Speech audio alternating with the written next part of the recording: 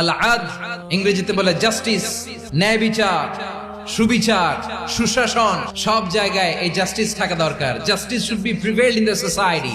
আদল অনেকে না বুঝলেও আদালত শব্দটা বুঝবে না। যেখানে বিচার কার্যের ফয়সালা করা হয়, কোর্ট কাচারি আদালত, এটা তো ভেরি কমন।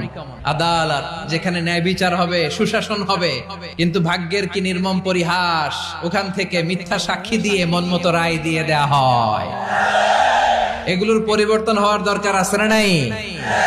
আদলের বিপরীত হচ্ছে জুলুম। যে সমাজে আদল থাকে না, সেই সমাজে জুলুম মানুষের ঘাড়ে চেপে বসে।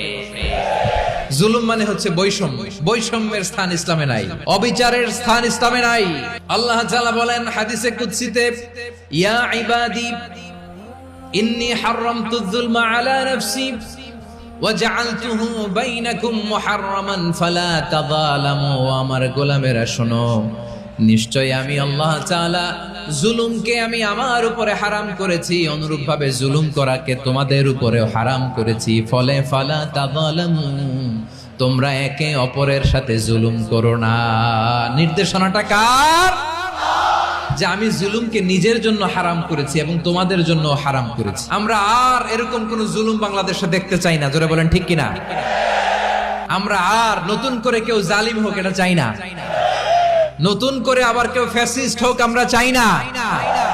এক দল আরেক দলকে নিশ্চিহ্ন করার রাজনীতি করুক আমরা চাই না। আমরা সুশাসনের বাংলাদেশ চাই। আমরা বিশ্বের বুকে সম্মান নিয়ে মাথা উঁচু করে দাঁড়াতে চাই। ঠিক কিনা বলেন?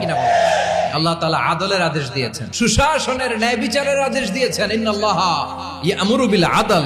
আমাদেরকে আদল প্রতিষ্ঠা করতে হবে। জুলুমের সাথে ইসলামের কোনো সম্পর্ক নাই। পশ্চিমারা আমাদেরকে ইনসাফ শিখায়, আমাদেরকে সুশাসন শিখায়। আর ইনসাফ, সুশাসন, ন্যায় বিচার, সুবিচার, জাস্টিস কারে বলে বিশ্বনবীর বায়োগ্রাফি থেকে জেনে নাও।